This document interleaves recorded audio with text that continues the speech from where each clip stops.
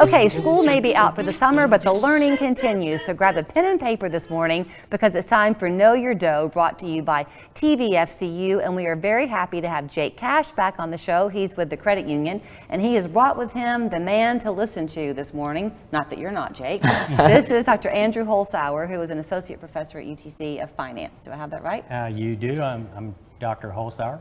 So our topic this morning that I'm going to take notes on as well is you're talking about, it sounds like, the psychological nature of how we spend our money and how that costs us money in the long run, because we all have biases coming Correct. into our money management. Right, we do. And I mean, these are all patterns of irrational, thoughts and behaviors that are present in anyone. And things like overconfidence, regret, short-term attention spans. If you want to think about chasing trends, for example, that'd be a good one. In fact, there was a recent report by CNBC that pointed out that 98% of Americans have at least one behavioral bias that is costing them money. Okay, so here you are as a professor. Most of your students are 18 to 22, so they're going to have one type of bias probably. Right. I'm in my mid-50s. I may have a different type of bias, but I still probably have one. Right. So this lesson is good for everybody. Oh, that has absolutely. Yeah. If you have money, you need to hear it. Absolutely. Yeah. So you mentioned overconfidence. What does that mean? Overconfidence is probably one of the big ones as far as the dozens of behavioral biases there are. Overconfidence is really just our tendency to overestimate our own abilities and beliefs and information sources and things like that. So I give you some common examples. Okay. Most people tend to believe that they are better than the average driver. Most parents tend to think that their kids are better than the average student. Well, of course. But on average, everybody can't be better statistically than the average, right? Okay. So we are all kind of overconfident in those areas when it comes to our kids and our driving abilities. In general, Americans tend to think they're more overconfident than people in other parts of the world. So how does that connect the dots then to our money? I'll give you a good example. Men might not like this, but men tend to be more overconfident than women, and there's some evidence that shows that women tend to outperform men in investing.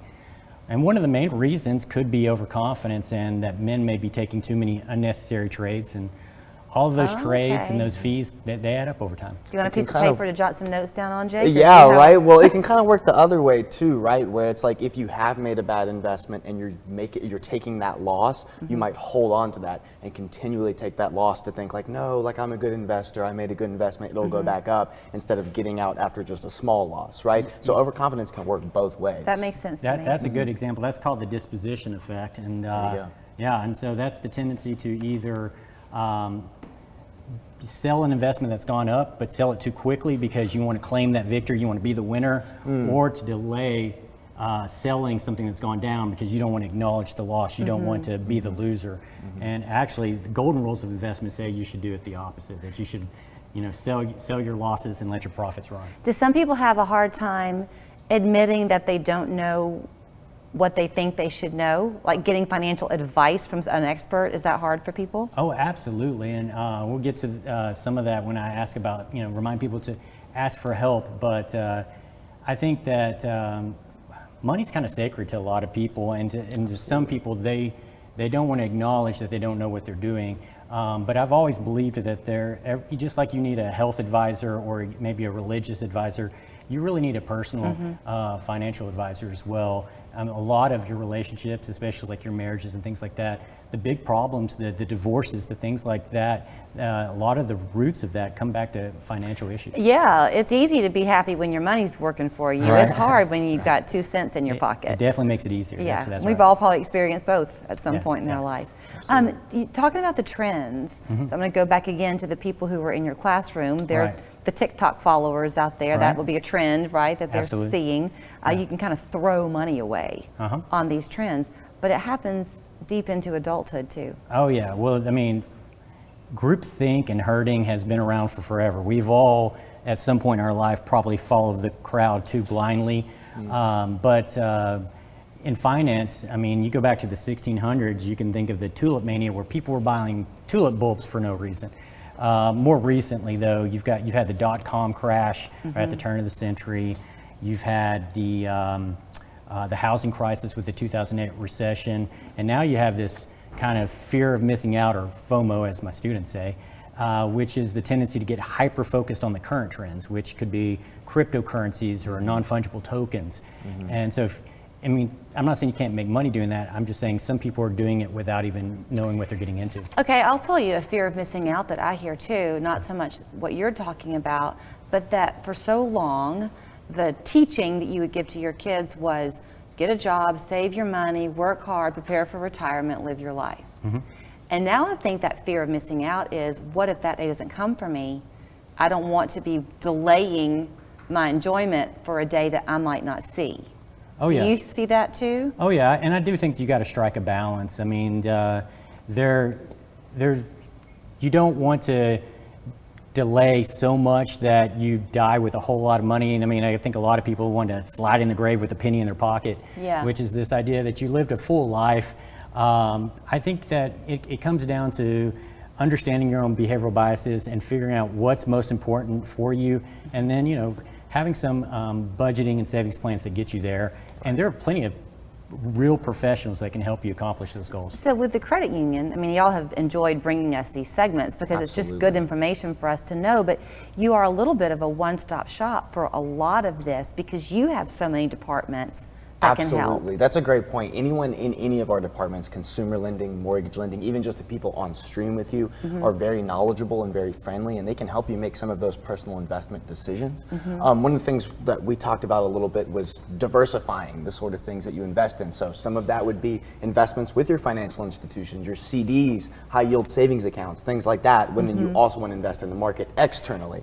But lots of people at the credit union can help you with that sort of thing. We do financial education as well, so you can check us out at our website for that. There's a guest who comes on the show. His name is Kevin First, and with First Financial, and his phrase is, you have to watch a thing to know a thing. So his point is, it's very important to really see where your money is, how it's being spent. We live in a very busy world. Do you talk to your kids about that? Absolutely. I tell them, if you don't believe you have an information advantage, meaning that you don't particularly think you've worked hard enough or figured something out about an idea or an investment that maybe the market doesn't know, then you want to be diversified, right? You don't want to put all your eggs in one basket. Absolutely. There's people that spend their entire lives learning about different types of investments. The idea that you're going to be some kind of keyboard warrior that that's going to beat some professional to a specific investment is very unlikely. The Warren Buffett way works, but Warren Buffett does a ton of work before he makes his decisions. I've got about a minute left, not quite. Are you offering a new personal finance course at the university? We are. We have, there's a general education curriculum at UTC, and so any student, or if you know a prospective student or potential student at UTC, please let them know we have a new personal finance course. And we also have a relatively new personal finance minor that all students at UTC should consider as well. They're all going to have to face it.